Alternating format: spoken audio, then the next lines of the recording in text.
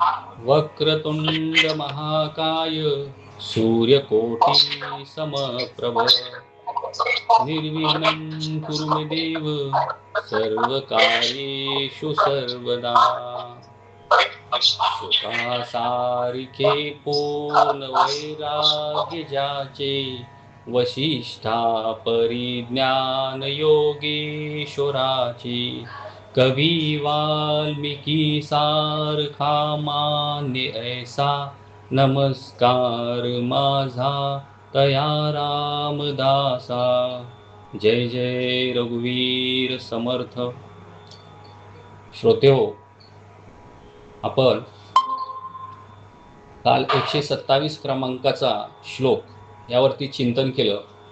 आज आपण 128 क्रमांकाचा श्लोक यावरती चिंतन करूयात।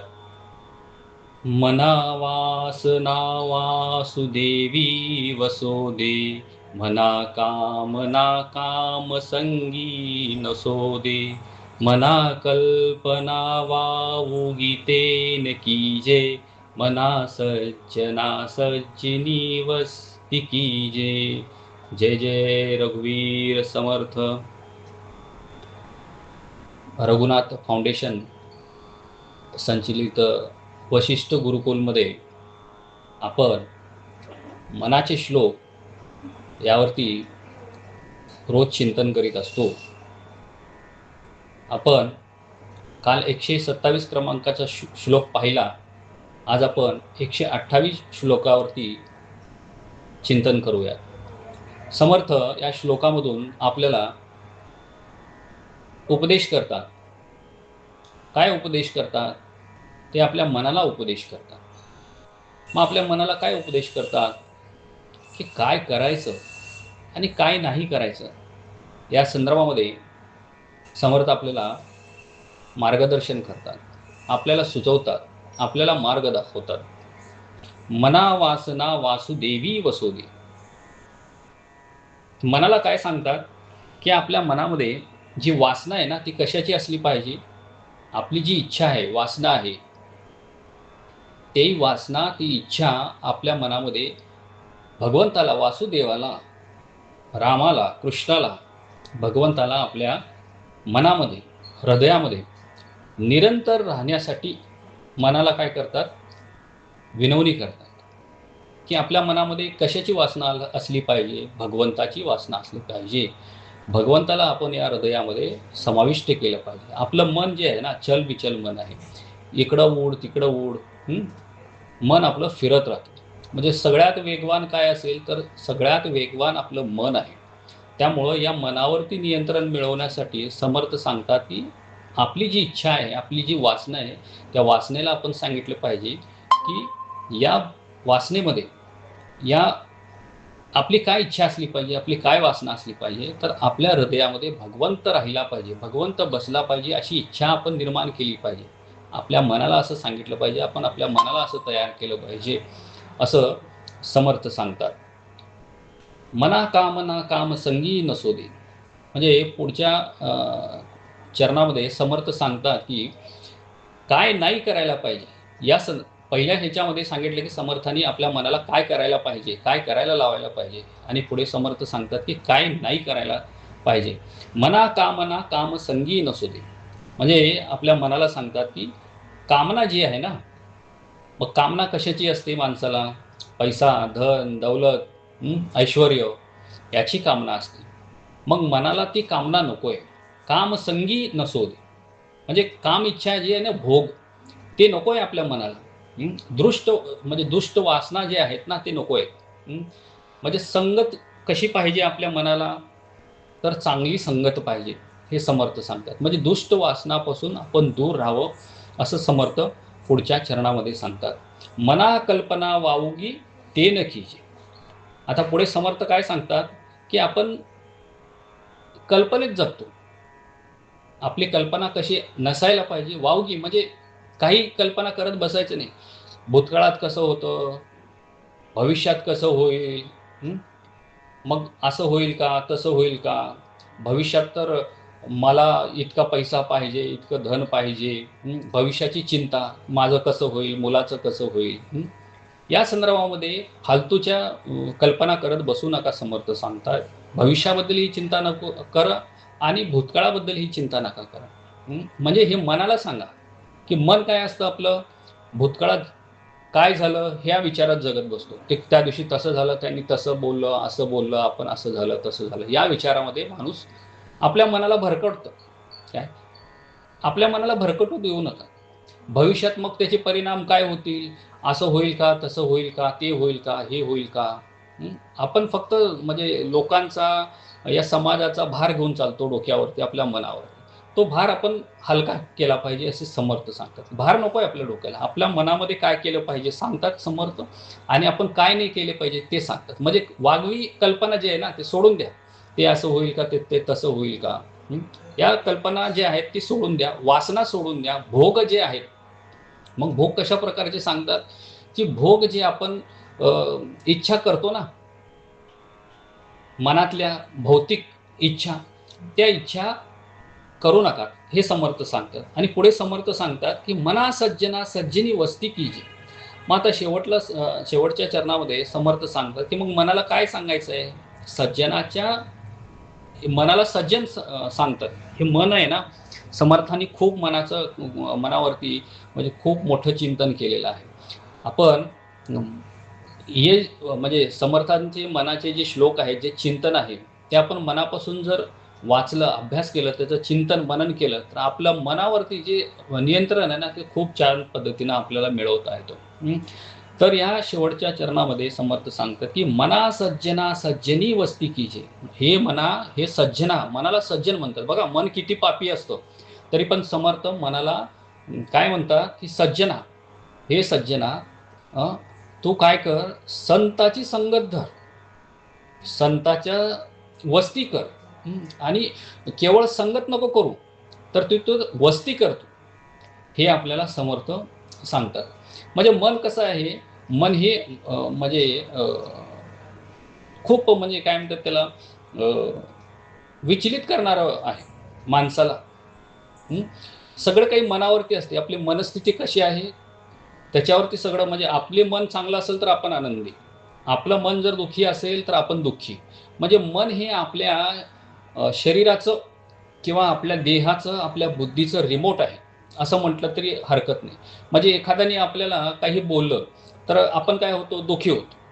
एखाद्याने आपल्याला खूप छान छान म्हटलं तर काय होतं, आपण आनंदी होतो. म्हणजे आपण आनंदी होतो का, हे शरीर देह आनंदी होतं का, मन आनंदी होतं. मग हे मन काय आहे, चंचल आहे. मग मनावरती नियंत्रण ठेवायला समर्थ सांगतात. म्हणजे वासना धरा, चांगली वासना धरा. आणि त्या वासनेमध्ये वासना कशी असली पाहिजे, भगवंताची, वासुदेव जे आहे, भगवंत राम हरी कृष्ण यांची आपल्या मनामध्ये वासना धरा. कामना कशाची करा, भौतिक वस्तूची कामना नको आहे आपल्याला. धन धान्य, पैसा बंगला गाडी अडका, याची आपल्याला कामना नको आहे. आणि संगत कशाची करा, संत सज्जनाची संगत करा, ज्यांचे विचार ऐकून आपल्या मनावरती चांगला परिणाम होतो, आपल्याला चांगला मार्ग मिळतो.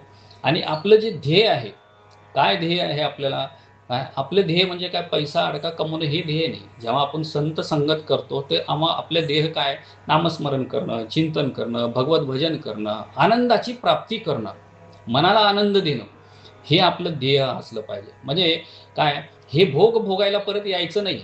म्हणून आपल्याला काय, आपलं निश्चित ध्येय असलं पाहिजे की आपलं निश्चित ध्येय भगवंताच्या चरणी विलीन होणं, हे आपलं ध्येय असलं पाहिजे. आणि समर्थ सांगतात की वावगी उगीच काही कल्पना नका करू. आणि आपल्या मनाला संताच्या म्हणजे स्थिर ठेवा, संताच्या चरणी स्थिर ठेवा. आणि तिथेच वस्ती करा. वस्ती करा म्हणजे राहा, तिथेच राहा, वस्ती करा, असं भगवंत सांगतात. एक कथा येते, म्हणजे एक गोष्ट आहे. एक तरुण मुलगा एकदा संताकडे जातो, सत्पुरुषाकडे जातो आणि त्यांना म्हणतो की महाराज, माझं मन खूप चंचल आहे हो, माझं मन खूप भरकटतं, इकडे जातं तिकडं जातं, अशांती आहे मनाला. तुम्ही मला मार्गदर्शन करा, मला मार्ग दाखवा, मी काय करू, मला काय केलं पाहिजे, त्याबद्दल तुम्ही मला सांगा. मग त्यावेळेला ते संत पुरुष त्याला एक प्रयोग करायला सांगतात. मग काय प्रयोग करायला सांगतात, त्याला एक काचेचा एक ग्लास देतात आणि त्याच्यामध्ये पाणी ओतायला सांगतात. तो तरुण त्या ग्लासमध्ये पाणी ओततो, पूर्ण ग्लास भरतो आणि पूर्ण ग्लास भरल्यानंतर महाराज काय करतात, त्याच्यामध्ये माती टाकून देतात, कचरा टाकतात त्याच्यामध्ये, आणि त्या तरुणाला सांगतात हा काचेचा ग्लास तू ढवळ, आणि ते ढवळल्यानंतर ठेवून द्यायला सांगतात. आणि पहा बरं पाणी कसं झालेलं आहे. स्वच्छ पाणी काय होतं, खराब होतं, गढूळ होतं. पूर्ण ग्लास तो घाणेरडा दिसायला लागतो. आणि मग थोड्या वेळाने त्या तरुणाला सांगतात आता ते काचेचं ग्लास घेऊन ये. थोड्या वेळाने काचेचं ग्लास घेऊन आल्यानंतर त्याच्यातली माती कचरा हळूहळू खाली जाऊन बसतो. मग संत महात्मे सांगतात तुझ्या मनाचंही असं झालेलं आहे की या पाण्यासारखं झालेलं आहे, त्या ग्लासातल्या पाण्यासारखं तुझं मन झालेलं आहे. म्हणजे महाराज कसं झालेलं आहे, म्हणजे तुझ्या मनामध्ये, तुझ्या बुद्धीमध्ये, तुझ्या विचारामध्ये जे गढूळ विचार आलेले आहेत ना, ते गढूळ विचारानं तुझं मन, बुद्धी, शरीर असं खराब झालेलं आहे. मग महाराज मला काय करायला पाहिजे? संत सांगतात त्याच्यामध्ये थोडं पाणी ओत, त्या ग्लासामध्ये थोडं रोज थोडं पाणी ओतत जा. त्याच्यामध्ये थोडं पाणी ओततात. पाणी ओतल्यानंतर त्याच्यातलं जे गढूळ पाणी आहे, माती आहे, ती हळूहळू बाहेर पडायला लागतं त्या ग्लासमधून. आणि मग स्वच्छ पाणी त्याच्यामध्ये राहतं. मग काय करायला पाहिजे महाराज ह्याच्यात माझ्या मनात? तुझ्या मनामध्ये हे गढूळ विचार, गढूळपणा जर विचाराचे काढून टाकायचे असतील तर तुला संत संगत केली पाहिजे, संतांचे विचार ऐकले पाहिजेत. मग आपल्या मनातले जे अशुद्ध विचार आहेत ते अशुद्ध विचार निघून जातील आणि आपलं मन कसं होईल, स्वच्छ होईल. आणि मन स्वच्छ झालं, निर्मळ झालं तर आपण कुठं जाऊ? संतांच्या संगतीमध्ये जाऊ. तेव्हाच आपल्याला संत संगत लाभेल, संतांचे विचार ऐकता येतील आणि त्यामुळे काय होईल, आपल्या मनावर परिणाम होऊन आपलं मन शांत होईल. या पद्धतीने त्या कथेचा सार आहे की आपल्या मनातले गढूळ विचार काढण्यासाठी आपल्याला संत संगत केली पाहिजे, भगवत प्राप्ती करण्यासाठी भजन कीर्तन केलं पाहिजे, नामस्मरण केलं पाहिजे. म्हणूनच समर्थ पहिल्याच चरणामध्ये सांगतात की मना वासना वासुदेवी वसोदे. आपल्या मनाला काय सांगायचं आहे की आपल्या मनामध्ये वासुदेवाला बसवायचं आहे. संत तुकाराम महाराजाचा ही एक छान अभंग आहे. देव वसे चित्ती त्याची घडावी संगती, ऐसे आवडे मना देवा पुरवावी वासना, हरिजनासी भेटी नहो असंग तुटी, तुका म्हणे जिने भले संत संगष्ट नाही. म्हणजे देव वसे चित्ती म्हणजे देवाला कुठं बसवायचं आहे? चित्तामध्ये. त्याची घडावी संगती. कोणाची संगती घडवायची?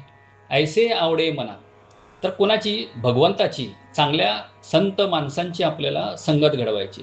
आणि हे काय? ऐसे आवडे मना, हेच मनाला आवडलं पाहिजे. देवा पुरवावी वासना, भगवंताला तेच प्रार्थना करतात की देवा माझी इच्छा, जी वासना आहे ती पूर्ण करा. हरिजनासी भेटी म्हणजे हरिजन जे आहेत ना, हरिभक्त, त्यांच्याशी माझी भेट घालून द्या तुम्ही. आणि न हो असंग तुटी, आणि ह्यांचं संग कधीही तुटू नये अशी मी तुम्हाला विनंती करतो. अशा या अभंगाचा थोडक्यात भावार्थ आहे.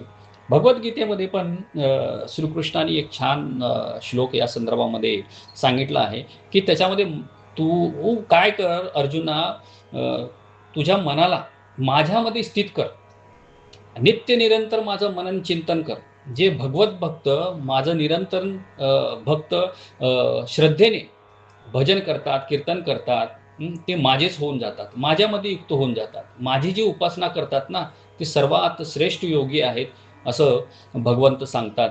मय्यावेश मनो ये मा नित्ययुक्ता उपासते, श्रद्धया परयोत्पास्ते मयुक्ता मामताः.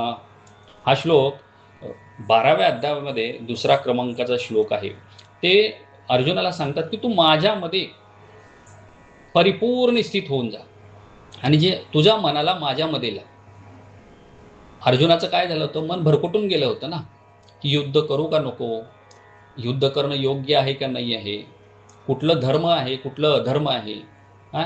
तो त्याची मनस्थिती पूर्ण हे होऊन गेली होती. त्यामुळं भगवंतांनी त्याला सांगितलं की तू माझ्या मनामध्ये, माझ्या ह्याच्यामध्ये, भक्तीमध्ये तू तुझं मन लाव. आणि हे सगळ्यात मोठं काय? उपासना आहे. पुढे आणखीन एक असा श्लोक येतो. मय्यवे मन अध्यस्त्व मयी बुद्धी निवेशवय नविष्टसी मयव्य अत ऊर्ध्वन संशय. म्हणजे तू कुठल्याही प्रकारचा संशय धरू नकोस. तू तुझ्या मनाला, तुझ्या बुद्धीला काय कर, माझ्यामध्ये स्थापन कर. त्यानंतर काय होशील, तू माझ्यामध्येच निवास करशील, असं भगवंत देखील या श्लोकातून सांगतात. म्हणजे समर्थांना या श्लोकातून सांगायचं आहे की आपल्या मनाला काय सांगायचं आहे, तर भगवत भक्ती मिळू दे मला, यामध्ये योगेश्वराचं वास होऊ दे, हेच आपल्याला सांगायचं आहे. आणि त्यामध्ये ज्या आपल्या मनामध्ये वासना आहेत आणि म्हणजे विना अर्थ असलेल्या आपल्या कल्पना आहेत, त्या वासना कल्पना दूर होऊ देत, हेच समर्थांना या श्लोकामधून सांगायचं आहे. म्हणजे आणि काय म्हणतात त्याला, काय नाही करायचं आणि काय करायचं हे या श्लोकातून आपल्या मनाला समर्थ मार्गदर्शन करतात. आपण इथे चिंतन थांबूयात. झालेली सेवा पांडुरंगाच्या चरणी समर्पण. पुंडलिका वरदे हरी विठ्ठल पंढरीनाथ भगवान की जय. माऊली ज्ञानेश्वर महाराज की जय. जगद्गुरु संत तुकाराम महाराज की जय.